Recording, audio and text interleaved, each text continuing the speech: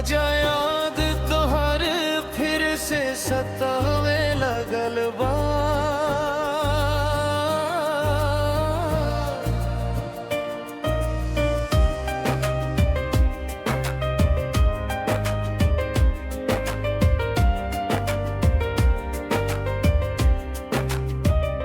तोहरा बिना ए जान सूना लागे संसार। निंदिया उड़ गईल रोवे लाई दिल बार बार। जे सपना सजवनी सब टूट के बिखर गईल। तोहरे प्यार में हमार जिंदगी उजड़ गईल। दिलवा के टूटल आवाज सुनना हो, आजा लौट के हमार पास चुनना हो। रोवत बांखियां दिन रात तोहरे खातिर, छोड़ के गईलू काहे बतावस ना हो।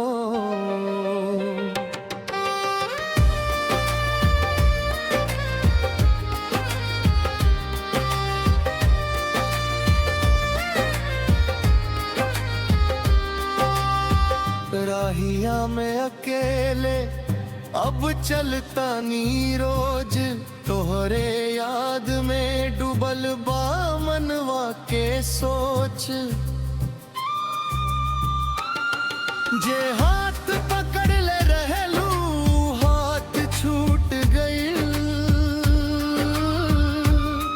हंसी वाला चेहरा आज आंसू में डूब गईल।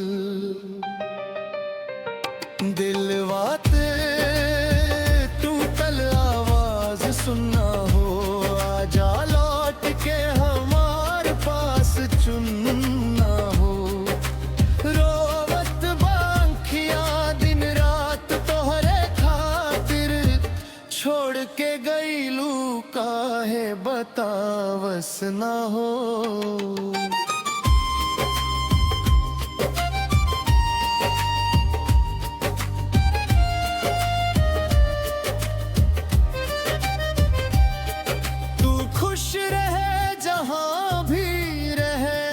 सनम हम ता जिंदगी भर करी तोहार करम।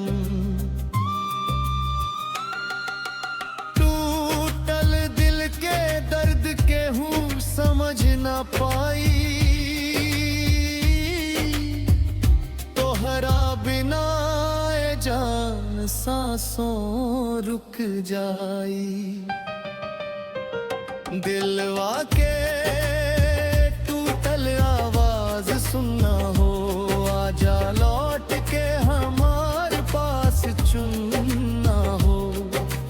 रोवत बांखियां दिन रात तोहरे खातिर, छोड़ के गईलू काहे बतावस ना हो।